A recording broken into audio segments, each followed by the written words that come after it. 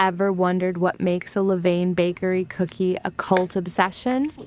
It's not a cookie, it's an edible boulder, and we're cracking the code on their caramel coconut chocolate chip. The secret? Less is more.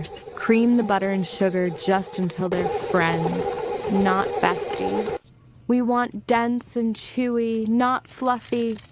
Then the texture trick? Use 2 flours, all-purpose for strength, and a little cake flour for tenderness. It's the science behind that crispy shell and soft, gooey heart.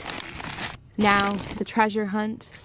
Sweet coconut, dark chocolate, and the magic caramel bits that melt into perfect goo pockets. No unwrapping. Shape it into a rough 6-ounce mountain.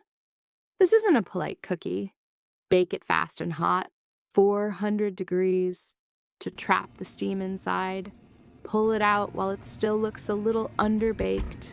Trust me, that's where the magic's at. You're not baking.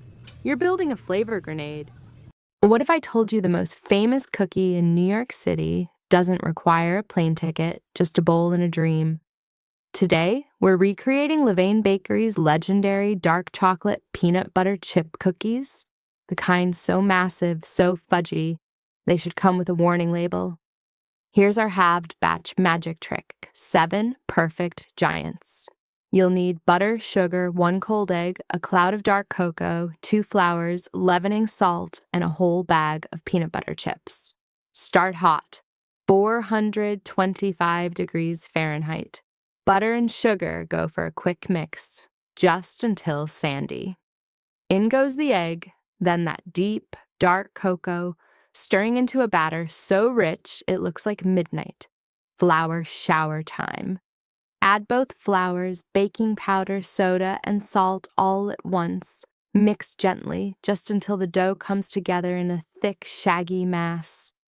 Then the grand finale, fold in every last peanut butter chip until the dough is gloriously studded.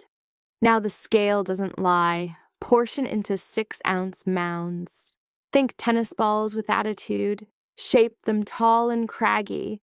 No chilling, straight onto a tray with room to breathe. Into the hot oven for just 5 to 6 minutes. They'll come out soft with tops just set. Trust me, they're done. Let them cool completely on the tray. This is where the alchemy happens.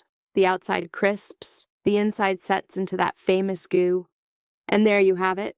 Crisp, caramelized bottoms giving way to a dark, fudgy universe packed with peanut butter pockets. Pure bakery magic in your own kitchen. Happy baking.